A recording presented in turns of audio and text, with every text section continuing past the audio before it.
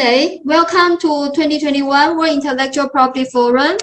I'm the moderator, Professor Mei-Hsin Wang from National University of Science and Technology. I'm also the fellow of Royal Society of Chemistry UK. Today I'm here for this panel titled IP Strategy for New Era. In this panel, we're very honored to have Keniji Nagasawa, the Senior Managing Executive Officer, Canon, Dr. Josu Kim, former Chief Presiding Administrative Judge, IPTAP in Korean IP Office, with industry experience at LG, Professor David Wentang Su, VP and General Counsel in MediaTek, and Mr. Shinsuke Ogawa, the General Manager of IP NTT DOCOMO.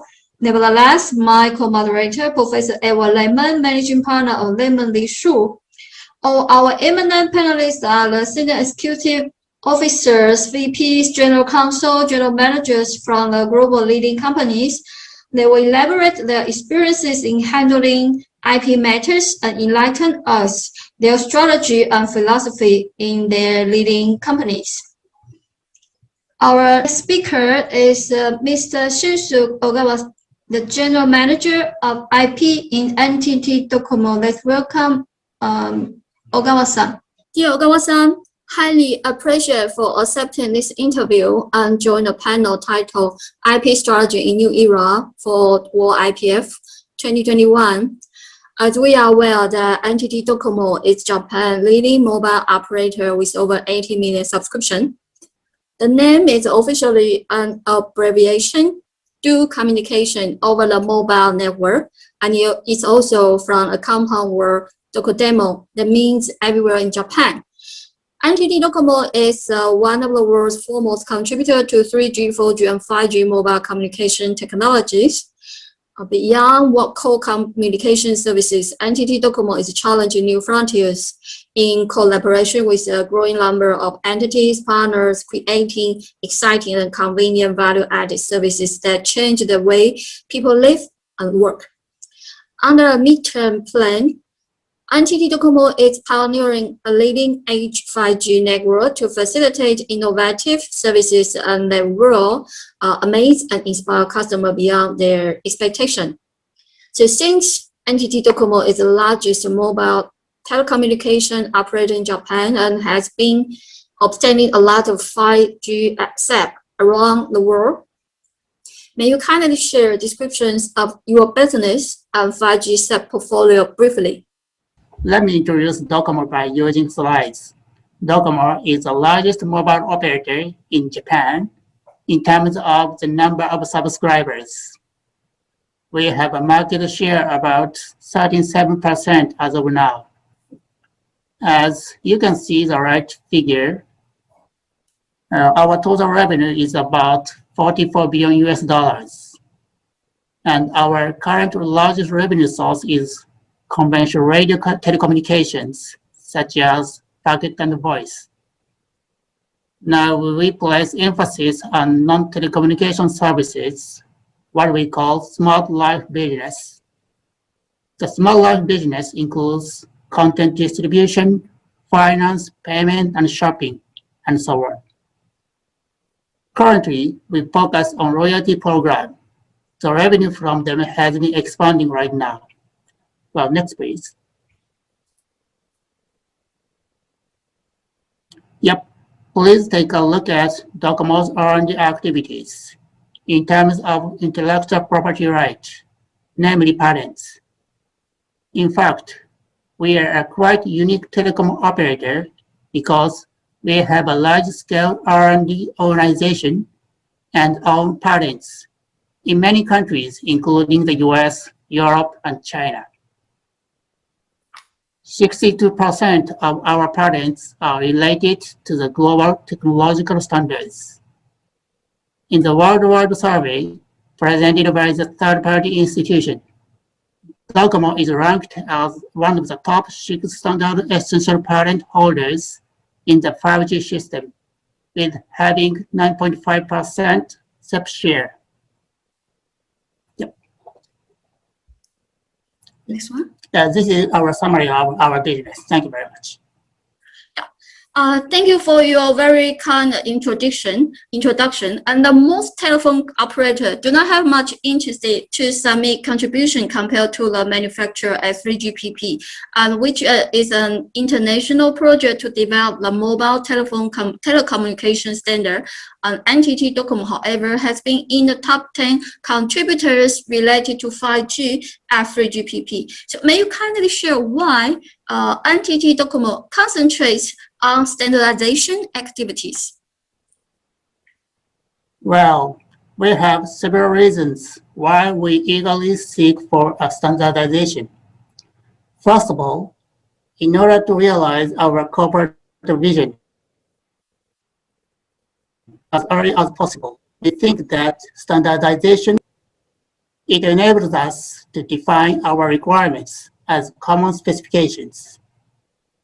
In particular, as a service operator, we face customers in person at the sales outlet and have a lot of opportunities to acquire their requests. It's also important to apply Japanese specific requirements to the standardization specification. Specific requirements include radio frequencies, customers' preferences, and compliance to the law, to name a few. For example, it's worth pointing out that Japan is prone to natural disasters, including earthquake and tsunami. Once it happens, immediate self-protection measures are needed. We have played a major role in the standardization for defining so-called earthquake and tsunami warning system, also known as ETWS. It sends a notification warning to all of the devices on the place just after the disaster. Also, International Technical Conference allows us to acquire expertise and knowledge of 5G operations. This is quite useful in actual service operation. It helps us maximize the capacity, improving the mobility, and increasing stability. As for the corporate brand, we can enhance corporate value, tighten the partnership, and contribute to the industry as a whole. When it comes to financial benefit, we can expect economies of scale by defining the common specification so we can lower costs as shown in this slide. Finally, I'd like to point out the licensing. I have mentioned objectives listed here, but it's also important to keep them running. I mean, recovering a part of R&D investment is an essential activity to us. We license those essential patents with grant basis. Having said that, SAP portfolio is just the outcome of our R&D activities. These are why we are eagerly engaged in standardization. Thank you. Thank you very much for sharing the rationale behind why you focus NTT DOCOMO focus so much on standardization, and it's also very important. It will benefit for the world consumers as well. So the most important issue of accurately obtained subs is to ensure a sensibility of them. So would you mind sharing your knowledge and experience in the patent prosecution for that? Well, in the next please. In a patent filing preparation, we check a solution and an idea of our engineers before a standardization meetings deal with it.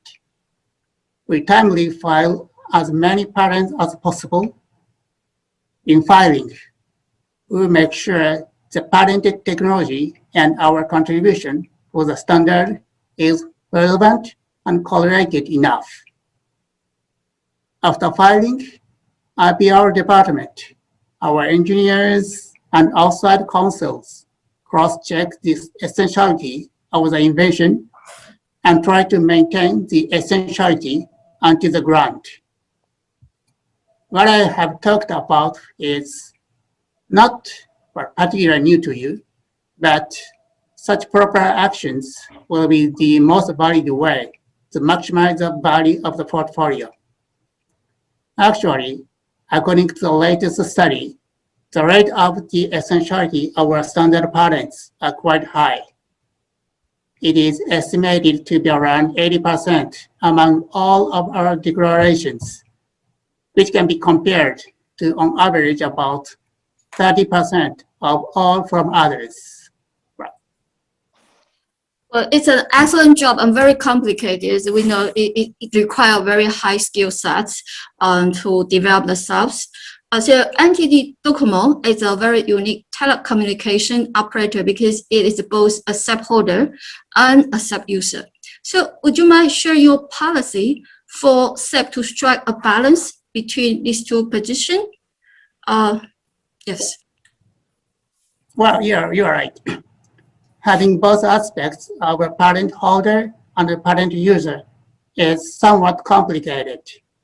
Again, we place customer experience and benefit as a first priority when it comes to striking a balance. In that sense, both making innovation available across the industries and protecting the intellectual property rights as important criteria.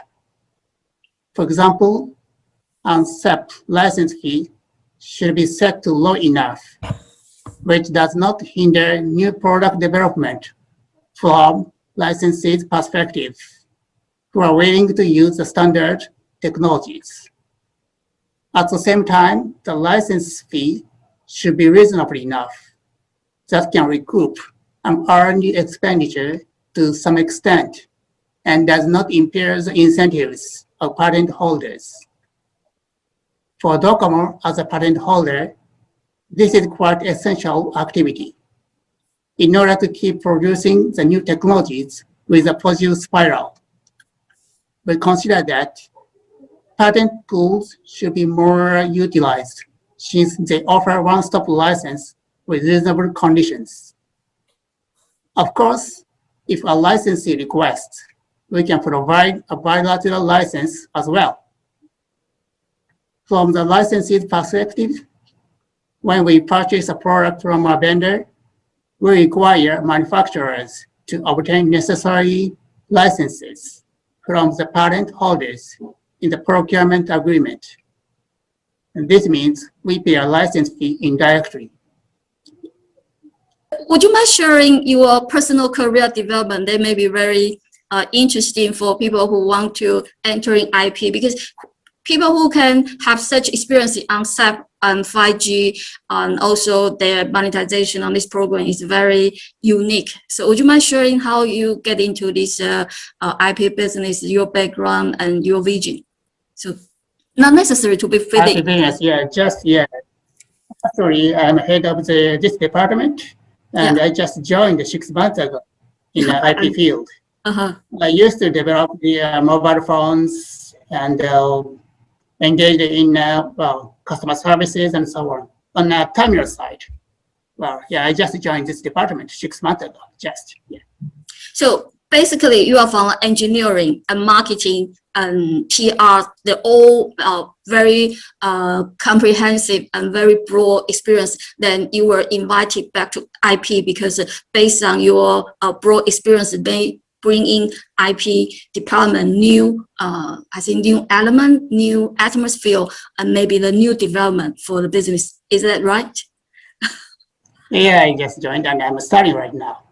But I used to write patents, a couple of patents. So I'm used to it.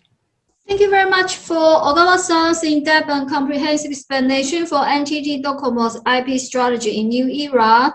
As we are aware, in February 2021, NTT DOCOMO and an international group of other leading firms joined together to announce they signed a basic agreement to establish a consortium to provide 5G solution, first in Thailand and later in other Asia-Pacific countries. With the possible inclusion of additional partners, NTT DOCOMO is expanding its global reach through strategic alliance with mobile and multimedia services provider in Asia-Pacific and other areas. Apart from global ambition, NTT DOCOMO became a wholly owned subsidiary of NTT, which is a Japanese telecom conglomerate after reorganization of NTT Group in 2020. NTT DOCOMO involved many meaningful government projects applying 5G technology, such as unmanned ships for automation of shipment operation, aiming in 2025. As half of the crew in Japan is over 50 years old, nowadays people are now facing marriage and having children. The manpower will be a major problem in Japan, while the marine transportation accounts for about 40% of Japan's domestic logistic transportation, and it is an important foundation for supporting the Japanese economy. Another interesting project I found is the fishery IoT through 5G, which NTT DOCOMO started from 2016 with the Fishery Administration in crucial region, install ICT bureaus to collect various data such as water temperature, salinity, oxygen dissolvent, and turbidity of different depths, and then cooperated with academic unit to establish hydrological environment and various fishery consulting services. NTT DOCOMO also launched a mobile app for fisheries. Cooperative fishermen can check various real-time marine information provided by the factory of their mobile phone and judge where to catch. It's very convenient.